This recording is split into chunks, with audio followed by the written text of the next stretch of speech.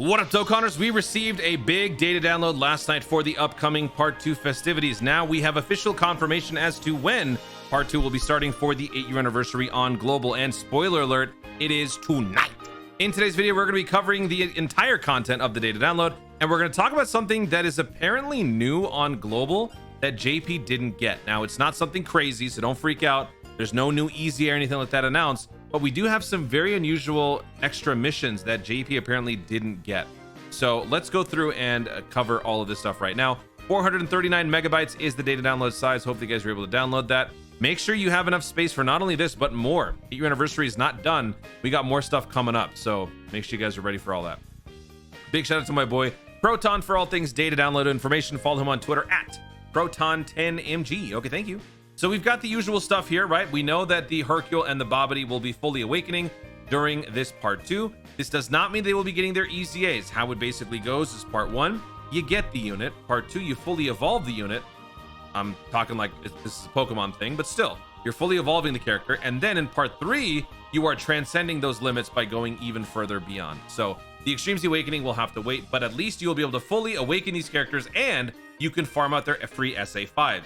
Dokkaning responsibly is something that we choose to live by on this channel. So hopefully you guys will be taking this time during the start of part 2 to farm these guys out with their extra SA5s. It is very important and also a great way to save 10 Kais. And especially if you guys are just starting out in Dokkan, there's a lot of banners that are going to be coming up down the road. You are going to wish you had more Kais, especially when you are trying to catch up. So Dokkaning responsibly is very much useful.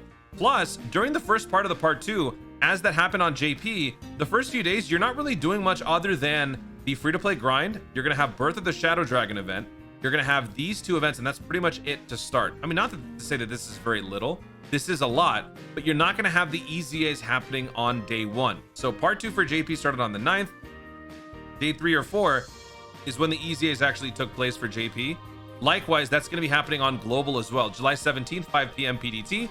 Reset later on today as of me posting this video. So the same day that this video gets posted, we're actually starting part 2. I'm going to be going live on the channel, by the way. So make sure you guys subscribe, hit that notification bell so that you don't miss those notifications when I go live. But notice how July 17th is when this starts. July 20th down here is when the Blue Kaioken and the Spirit Bomb Absorb Goku will be getting their EZAs on Global. So just like JP, day 3, day 4, the EZAs will arrive. After that, a week later is basically when the banners will drop for part 2. Now at this point, most of you have probably made up your minds on if you're going to be summoning or not, but if you need some help deciding, make sure to check out my video where I cover the pros and cons of the 2 banners, the 2 units, comparing them. I think it'll be a very useful way to decide if you want to summon or not.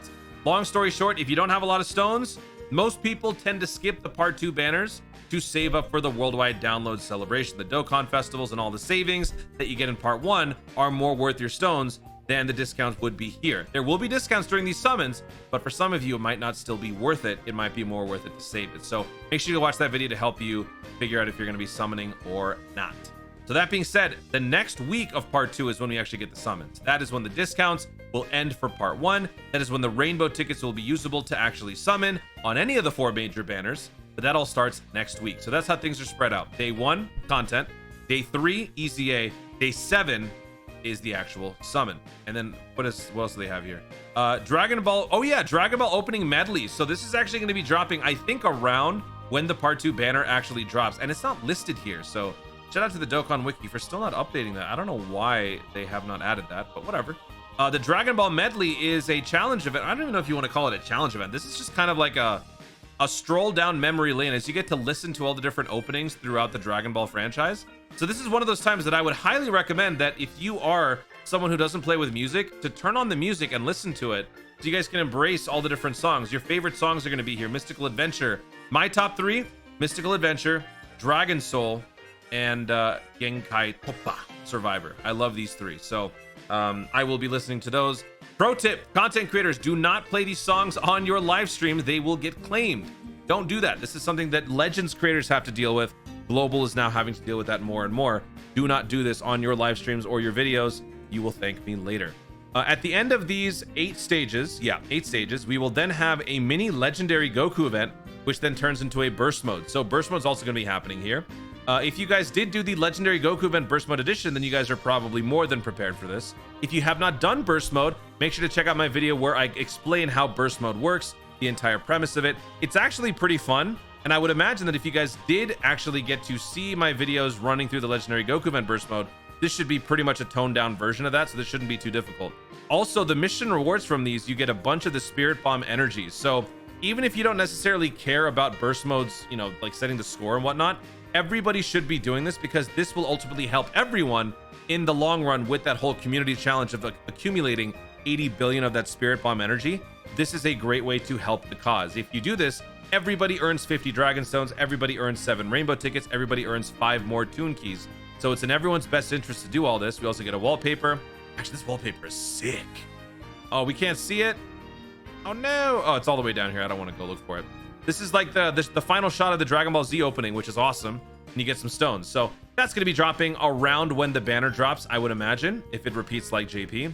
Limited event, the King Kai event, as I've mentioned many times before, this is basically a boosted link level up event. When you complete all these missions, after completing the stage 3 times per week, so basically after 3 weeks, you'll be able to obtain 5 Toon Keys. These Toon Keys give you exclusive access to the Supreme Kai's Grand Guidance. Here, you have guaranteed link level ups across the board. The best thing to do is to bring a full team of level 9 only links. That way, you can fully max out an entire team of 6 with your 5 keys. Pay-to-play players get these once a month.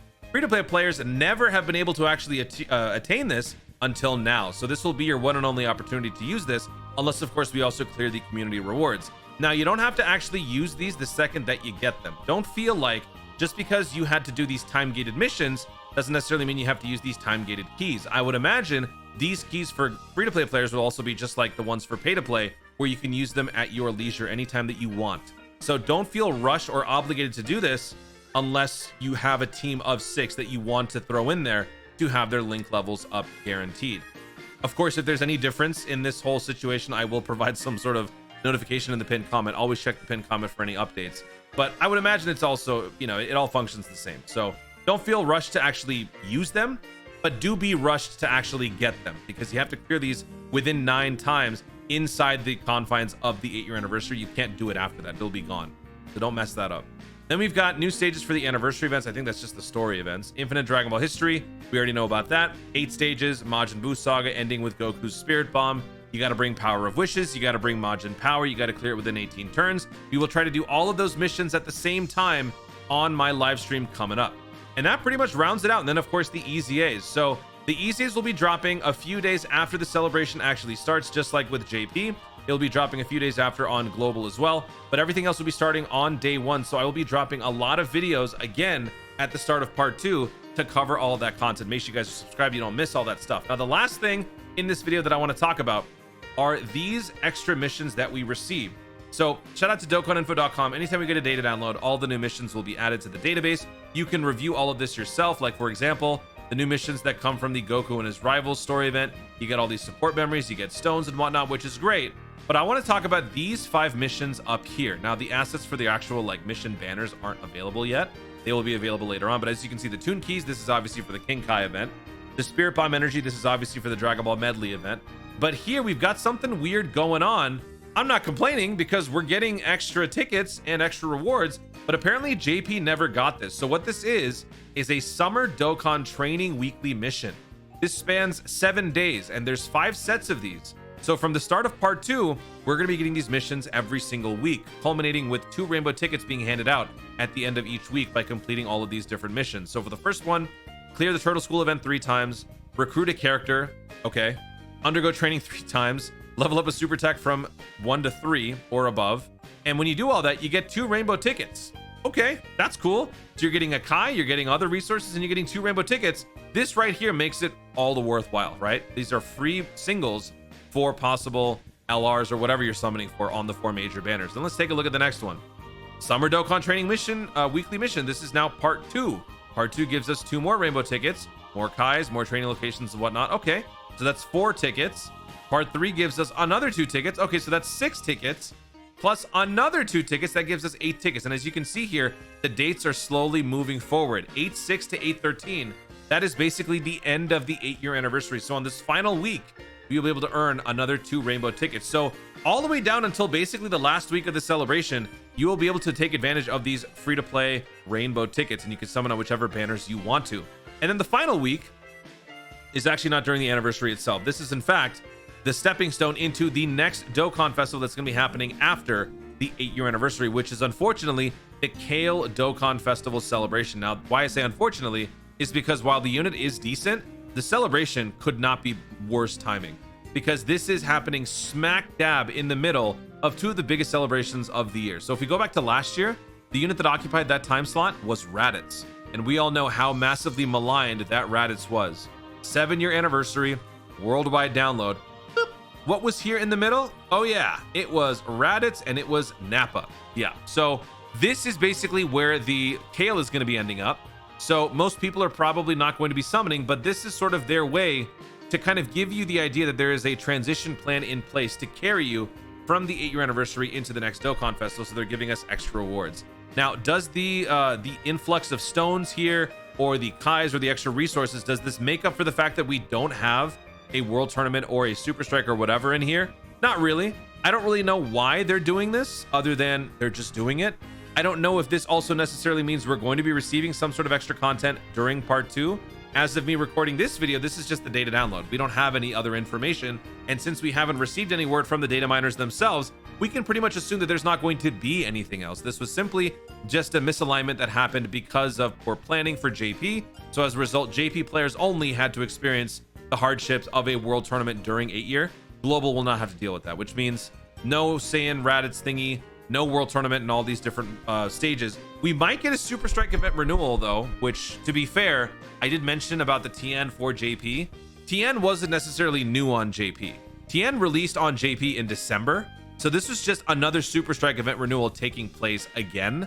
So that was my mistake. So we might just get another super strike event renewal. Maybe it's TN, maybe it's somebody else, who knows. But in terms of new stones, there's not going to be anything, I don't personally think. Of course, we will get the final confirmation when we actually get the full part 2 campaign details, which will be happening most likely during my live stream. And that pretty much covers everything else. So with those extra 8 tickets from the summer Kale whatever missions, that brings our total now to 72 plus rainbow tickets. Even if this isn't necessarily accurate, this is a big change from when I said, I think originally my video was like 57. No, I think it was like 57 or 58 rainbow tickets. The fact that we're now at 72 between these rewards and then possibly the co-op campaign rewards, that's a lot of free multis, maybe even more coming up. So this is definitely a big win for global players.